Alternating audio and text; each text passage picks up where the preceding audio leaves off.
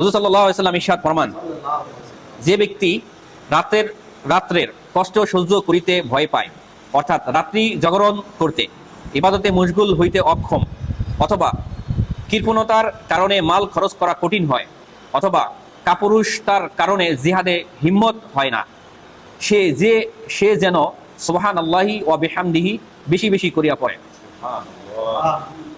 সে যেন সুবহানাল্লাহি ওয়া বিহামদিহি বেশি বেশি পড়ে। তাহলে কেননা এই কালেমা আল্লাহ তাআলার নিকট পাহাড় পরিমাণ স্বর্ণ খরচ করার চাইতেও বেশি প্রিয়। সুবহানাল্লাহ, কত সুন্দর কথা না? তাহলে মেন হাদিস হচ্ছে যে ব্যক্তি রাত্রের কষ্ট কইরা ইবাদত করতে পারে না, অর্থাৎ তাহাজ্জুদের নামাজ পড়তে পারে না, জিকির আজকার করতে পারে না, এবং যে ব্যক্তি মাল খরচ করতে কৃপণতা করে, টাকা পয়সা আছে কিন্তু খরচ করতে কৃপণতা করে ওই ব্যক্তি, এবং ওই কাপুরুষ যে হিম্মত কইরা জিহাদে শরীক হয় না, ঠিক আছে, ওই কাপুরুষ যে জিহাদে শরীক হতে ভয় পায়, তো এই ধরনের লোকেরা যেন বেশি বেশি করে সুবহানাল্লাহি ওয়া বিহামদিহি পড়ে, সুবহানাল্লাহি ওয়া বিহামদিহি পড়ে। তাহলে এই কালেমার আল্লাহ তাআলার নিকট পাহাড় পরিমাণ স্বর্ণ খরচ করা চাইতেও বেশি প্রিয়। সুবহানাল্লাহ, তারগিব তাবারানি, বুঝাইছে না? একবারে সহজ।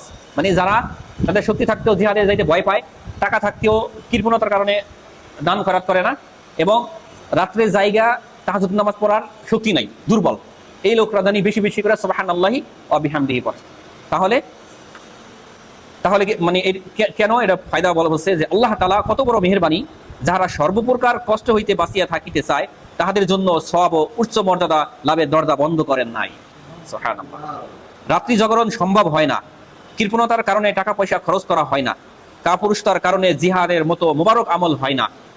এতদত্ত সত্ত্বেও যদি অন্তরে দিনের কদর ও ভালোবাসা থাকে, ফিকির থাকে, তবে তাহার জন্য রাস্তা খোলা রয়েছে।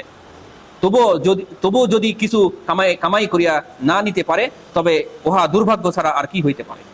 আল্লাহু আকবার। বুঝা গেছে না?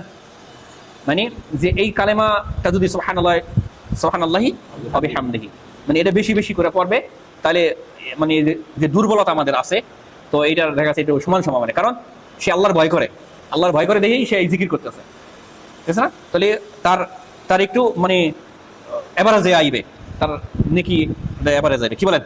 আল্লাহ সুবহানাহু ওয়া তাআলা আমাদেরকে এই হাদিসের অনুযায়ী আমল করতে তৌফিক দান করুক।